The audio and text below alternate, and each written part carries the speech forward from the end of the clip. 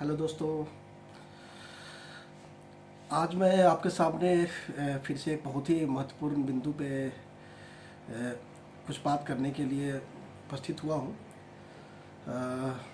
एक बहुत ही इम्पोर्टेंट पहलू जो खासकर बिहार के एग्ज़ाम में डिसाइडर होता है, जो कि जिसको हम बोलते हैं तुक्का लगाना। तुक्का लगाना इंग्लिश में बोल सकते हैं गेस करना।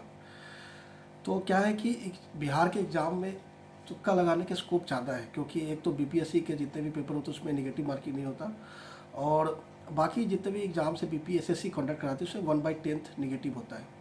तो आपके लिए एक अच्छा स्कोप होता है गेस करने का, गेस करके टिक मारने का, जो भी क्वेश्चन आपको नहीं आ रहे हैं।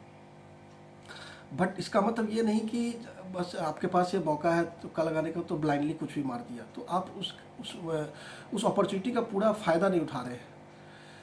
तो कुछ उपाय है जिसके थ्रू आप गेस करके भी क्वेश्चंस को सही कर सकते हैं। तो कुछ बेसिक चीज़ें हैं जिस पर मैं आपको आज आपका ध्यान केंद्रित करना चाहूँगा, जिससे आप जो क्वेश्चन नहीं भी आ रहे हैं उसमें आप गेस करके एक लॉजिकल तरीके से गेस करके आप ये नहीं बोल सकता मैं कि वो 100% सही हो जाएंगे, बट मोर देन 50% चांसेस रहते हैं कि ऐसे अगर लॉजिकल तरीके से गेस लगाएं आप तो 50% से ज़्यादा चांसेस है कि आपके वो क्वेश्चन सही होंगे। तो मैं कुछ बातें आपसे आज बताना चाहूँगा। जैसे कुछ कीवर्ड्स होते हैं, जैसे in sense as for examples मैं आपको बताऊँ, जैसे लोगस का मतलब होता है टू स्टडी। तो किसी भी सब्जेक्ट का जो स्टडी होता है, अगर उसके रिगार्डिंग क्वेश्चन पूछा है तो उसे लोगस वर्ड लास्ट में लगा रहेगा। वो जैसे बायोलॉजी हो गया, तो जो बायोलॉजी है जो लास्ट का जो टर्म है वो बायोलॉजी जो है वो लोगस मतलब वर्ड से डिराइव्ड हुआ है। तो जब भी आपको इस तरह की चीज़ें जैसे दिखे, जो भी लोगस जो कीवर्ड से रिगार्डिंग जो भी चीज़ें दिखे, तो आप ये समझ लो कि उस किसी भी सब्जेक्ट के स्टडी से रिलेटेड है। जैसे बायोलॉजी हो गया, जूलॉजी हो गया, तो उसके बाद जियोलॉजी हो गया। तो ऐसी चीज़ों को आप देखें तो समझें कि हाँ ये किसी सब्जेक्ट के स्टडी से रिलेटेड है। तो आप नहीं भी जान रहे हैं तो आप ऑप्शन से देख सकते हैं कि हाँ ये स्टडी से सब्जेक्ट के स्टडी से रिलेटेड कौन सा ऑप्शन है। तो आप उस केस में आपका तुक्का सही होने के चांसेस ज़्यादा है। जैसे एक क्वेश्चन मैं जैसे आपके सामने पढ़ना चाहूँगा। जैसे आपसे क्वेश्चन पूछता है, life cycle of Plasmodium in mosquito was discovered by.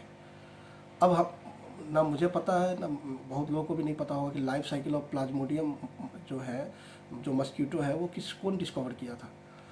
तो इस केस में आप अगर ये जान रहे हैं कि जो मलेरिया होता है प्लाज्मोडियम वाइवेक्स मस्क्यूटो से होता है, तो ये मलेरिया जो रोनाल्ड रॉस ने डिस्कवर किया था डिजीज, तो ज़्यादा चांसेज है कि जो मस्क्यूटो का जो लाइफ साइकिल है, ज़्यादा चांसेज है कि जिसने ये डिजीज डिस्कवर किया उसने उसको भी डिस्कवर किया होगा। तो आप इस केस में अगर रोनाल्ड रॉस ऑप्शन है तो आप मार सकते हैं, जबकि आपको नहीं पता, आप कहीं पढ़े नहीं कि रोनाल्ड रॉस ने प्लाज्मोडियम जो मस्क्यूटो उसका लाइफ साइकिल को डिस्कवर किया कि नहीं किया। बट आप थोड़ा सा अगर रिलेट करेंगे तो आप एक अच्छा गेस कर सकते हैं, जिसके सही होने के चांसेस ज़्यादा है। कुछ और एग्जांपल जैसे आपके सामने मैं पढ़ना चाहूँगा। जैसे परिवेश पोर्टल ऑप्शन है। जैसे परिवेश पोर्टल आया कि हाँ ये किससे रिलेटेड है, तो परिवेश ऑब्वियसली एक जो आपके सराउंडिंग्स है उससे रिलेटेड होता है। ये वर्ड यही शो करता है। परिवेश मतलब जो भी चीज़ आपके आसपास है उससे इंडिकेट करता है। तो इसमें आप सोच सकते हैं कि हाँ ये इन्वायरमेंट से रिलेटेड पॉसिबल है कि ये हो सकता है, ज़्यादा चांसेस है, क्योंकि ज़्यादा इंक्लिनेशन इसकी तरफ जाता है, इन्वायरमेंट की तरफ। तो ऑप्शन अगर आपको इन्वायरमेंट है वहाँ, तो आप बिल्कुल इन्वायरमेंट मार सकते हो और आपके 90% चांसेस है कि ऐसे केस में इन्वायरमेंट सही होगा। और कुछ और एग्जांपल, जैसे मान लीजिए किसी का स्ट्रक्चर पूछ रहा है आपसे, किसी भी, जैसे आजकल साइंस के क्वेश्चन बहुत आ रहे हैं एग्जाम्स में, तो जैसे आपसे स्ट्रक्चर ऑफ H2O2 पूछा, जैसे FRO के एग्ज़ाम में भी पूछा था। तो एक जनरल अप्रोच अगर आप साइंस के स्टूडेंट हैं तो सोच ही सकते हैं, बाकी भी है तो आप जानते हैं कि जो जो आउटर मोस्ट ऑर्बिट में जो भी होता है वो इलेक्ट्रॉन होता है, और वही ज़्यादा इफेक्ट करता है किसी भी कॉन्फ़िगरेशन को, क्योंकि जो सेंटर में प्रोटॉन है न्यूक्लियस में, तो वो तो पूरा कॉन्सनट्रेटेड रहता है। जो मेन जो कॉन्फ़िगरेशन जो होता है वो इलेक्ट्रॉन से स्ट्रक्चर ज़्यादा डिटरमाइंड होता है। तो आप ये देखेंगे कि जो जैसे इलेक्ट्रॉन ऑब्वियसली एक दूसरे को रिपेल करेगा, तो हमेशा ये चाहेगा कि एक दूसरे से दूरी बना के रखें। जैसे दो बॉन्ड है तो दो बॉन्ड चाहेगा कि हम ज़्यादा से ज़्यादा दूरी बना के रखें। तो आप देखो कि वहाँ सबसे ज़्यादा एंगल जो है बॉन्ड एंगल, वो बॉन्ड एंगल किस में ज़्यादा है, तो उस केस में आपके 90% चांसेस है कि वो क्वेश्चन आपके सही होंगे। आप नहीं जान रहे H2A2 का बॉन्ड स्ट्रक्चर क्या होता है, उसका स्ट्रक्चर क्या है, लेकिन आप कुछ बेसिक चीज़ें से अगर रिलेट कर पाए तो आपके चांसेस हैं कि आप वो उस क्वेश्चन को सही करेंगे। और कुछ एग्जाम्पल जैसे आपको बताऊँ, अब आपसे पूछ लिया कहीं का भी, जैसे मान लेते हैं आपसे पूछ लेता है ब्रॉन्क्स, किसी जू के बारे में पूछ लिया, अब ब्रॉन्क्स जू पूछ लिया, जैसे ब्रॉन्क्स जू FRO में भी पूछा था। इसका आंसर गाइस मुझे भी पता नहीं था कि ब्रॉन्क्स जू कहाँ है। बट एक बात आप खुद सोच के देखो कि ज़्यादा जो होता है कोई भी चीज़ें चर्चाएँ कहाँ ज़्यादा होती है, कोई भी चीज़ें या जो हमारे इंडिया में ज़्यादा चर्चा में किस देश की चीज़ें ज़्यादा आती है, या तो USA में, USA से रिलेटेड हो या चाइना से रिलेटेड हो। तो ये इस चीज़ों के बीच में ज़्यादा ये मतलब फ्लक्चुएट करते रहता है। कभी चाइना की चीज़ ज़्यादा डिस्कशन में रहती है हमारे देश में, या फिर ज़्यादा USA की चीज़ें ज़्यादा डिस्कशन में रहती है। तो ऐसे केस में अगर ऑप्शन आपका USA है तो मैं 90% तो यहाँ नहीं बोलूँगा, बट 50% ज़्यादा चांसेस है कि आपके मतलब USA सही होगा। तो मैंने भी ये स्ट्रेटजी अपनाई थी, मेरा सही हुआ था आंसर। अब कुछ और क्वेश्चन जैसे आपके सामने बताना चाहिए। जैसे आपसे क्वेश्चन पूछा जाता है जो भी केमिकल जो प्रॉपर्टीज़ होती है उससे रिलेटेड, तो इसमें आप मान लेते हैं आपको नहीं पता है, तो आप इस केस में ऐसे तुक्का लगा सकते हैं कि जब भी कोई क्वेश्चन पूछा जाता है तो या तो वो ग्रुप में या पीरियड जो एटॉमिक जो पीरियोडिक टेबल है उसमें ग्रुप में, या फिर जो ग्रुप है आपका जो ग्रुप आपका वर्टिकल हो गया और पीरियड से हॉरिजॉन्टल होता है, तो हमेशा ये जो मतलब 90% क्या 100% चांसेस है कि क्वेश्चन जो पूछते हैं उसमें स्ट्रीम लेफ्ट या स्ट्रीम राइट या स्ट्रीम अप बॉटम या स्ट्रीम टॉप, यही ऑप्शंस 100% सही होंगे। अब ये टॉप या बॉटम, ये अगर आप साइंस के स्टूडेंट हो तो शायद लॉजिक लगा ले तो आपको तुक्का मारने की जरूरत नहीं है, लेकिन अगर साइंस के स्टूडेंट नहीं है तो अगर आपको तुक्का मारना है तो हमेशा स्ट्रीम की चीज़ें आप लें।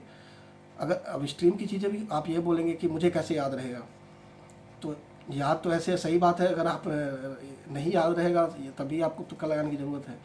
तो अब देखिए, अब ऐसा है कि जो लोग तैयारी करते हैं तो वो हमेशा पीरियोडिक टेबल जैसी चीज़ें तो लगा के रखते ही हैं, तो उन्हें भले ही पीरियोडिक टेबल में जो पीरियोडिसिटी है जो भी प्रॉपर्टीज़ की वो भले ही ना पता हो, बट इतना अंदाज होता है हाँ यही सबसे ऊपर इसको देखा था, सबसे लेफ्ट में इसको देखा था, सबसे राइट में, अगर ज़रा से स्ट्राइक कर गया तो आप चांसेज है कि इस केस में आपके मतलब 80 to 90% चांसेज है कि आपके वो क्वेश्चन सही हो जाएंगे। उसके बाद कुछ और ऑप्शंस मैं आपके सामने रखना चाहूँगा। जैसे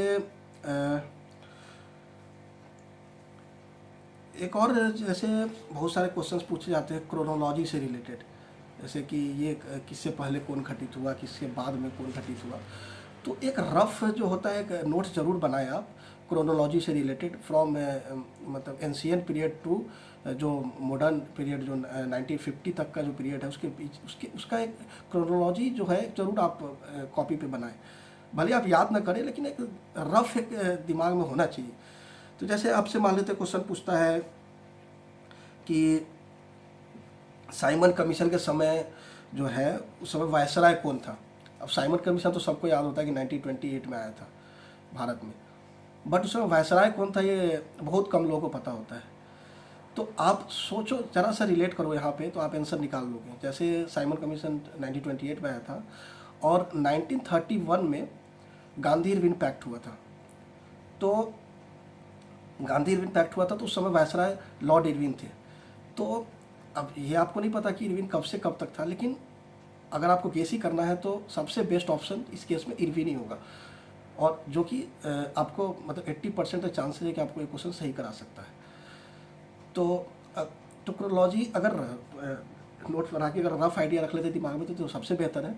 अगर नहीं भी है तो कुछ कुछ चीज़ें तो सबको पता होती है, जैसे गांधी इम्पैक्ट हो गया या फिर आपको साइमन कमीशन हो गया। तो अगर इससे रिलेटेड इस तरह से आप रिलेट कर पाए तो आपके चांसेस है कि आपके जो भी गेस लगाते हैं वो सही होंगे।